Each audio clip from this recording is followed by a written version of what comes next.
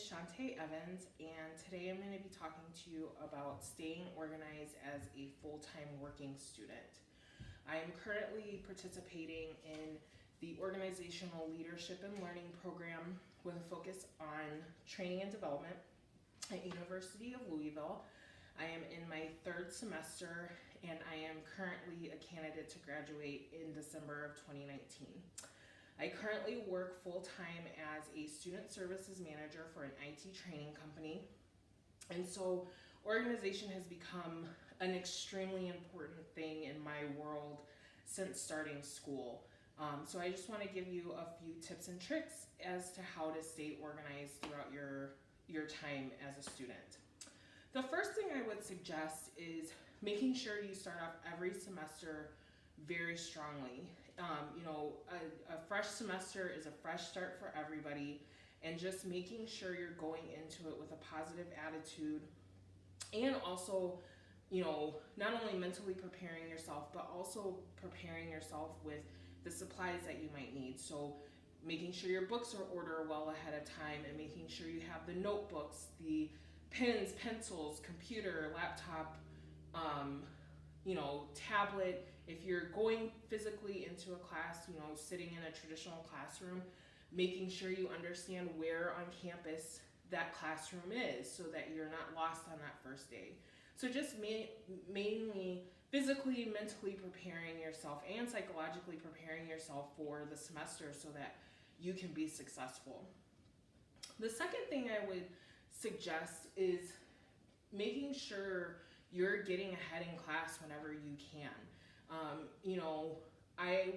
I had the ability to do that during my summer of 2018 semester, and while it was a lot of work, having the ability to get ahead made such a huge difference. As a full-time working mom and a full-time student, being able to work ahead meant there was extra time with my family that I wouldn't have otherwise had. And, in a time where I am working and I am going to school, that extra time with my family is absolutely precious to me. So having the ability to free up time for myself and for my family became a very important thing in my world. And in any situation where I can get ahead in a class, I really do my best to do so. And it does. It seems like such a huge amount of work at the beginning, but it paid off being able to say, like, that last week of class, like, I'm done, I'm good, like, I can relax a little bit and kind of coast because I got done everything that I needed to get done well ahead of time.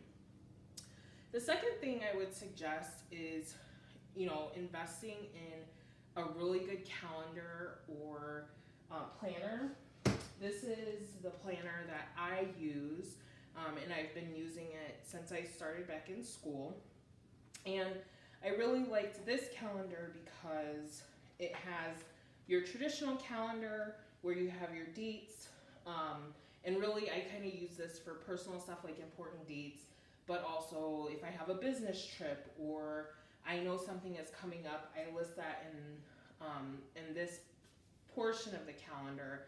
But also at the end of each month, it has like a goal tracker, a kind of a monthly review, so that when I go back on this year, I can go back and look and say, oh my gosh, these are the things that I accomplished in this month and this year. These are the things that I needed to work on in this month and this year. But the biggest part of this calendar that's been helpful are these spread out days. So these are the days, this is kind of how I map out my schedule for each of my semesters. And because I'm taking multiple classes per semester, it really helps to be able to break down with what days I need to work on what.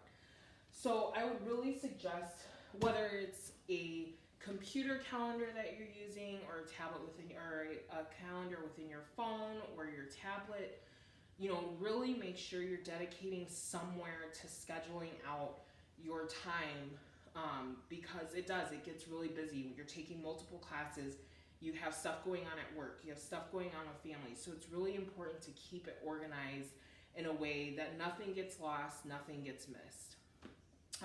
My other suggestion or tip to add on to the planner is really designating specific days of the week or specific times in each day in which you're focusing on one class.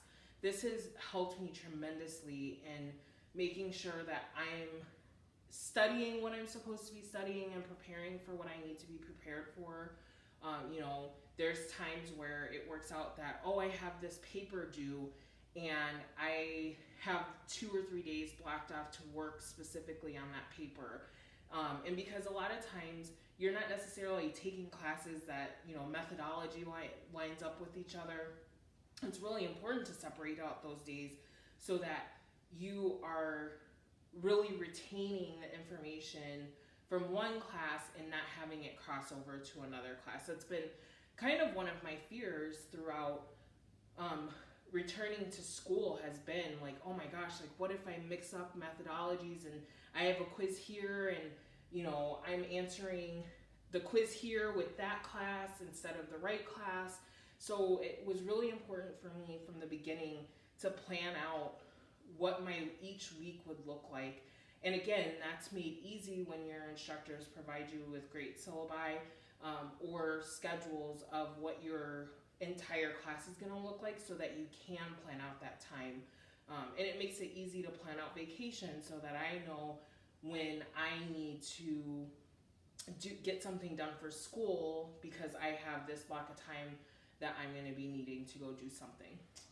And the last thing is just, the kind of word of the day lately has been self-care, but it really is so important.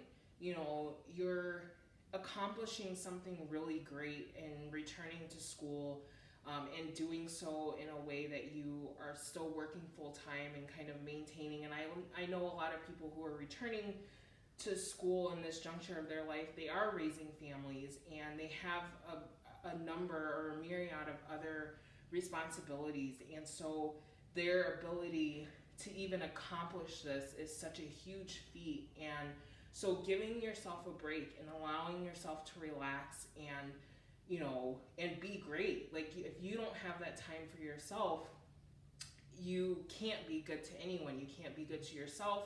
You can't be good to your family. You can't be good to those you serve at work, and you can't be good in your work that you submit for school. So it's really important to kind of give yourself a break, pat yourself on the back, acknowledge that you're doing something really huge for yourself and for those around you, and keep having confidence in yourself. I hope these tips and tricks have helped you and will help you in the future. Thank you so much for listening.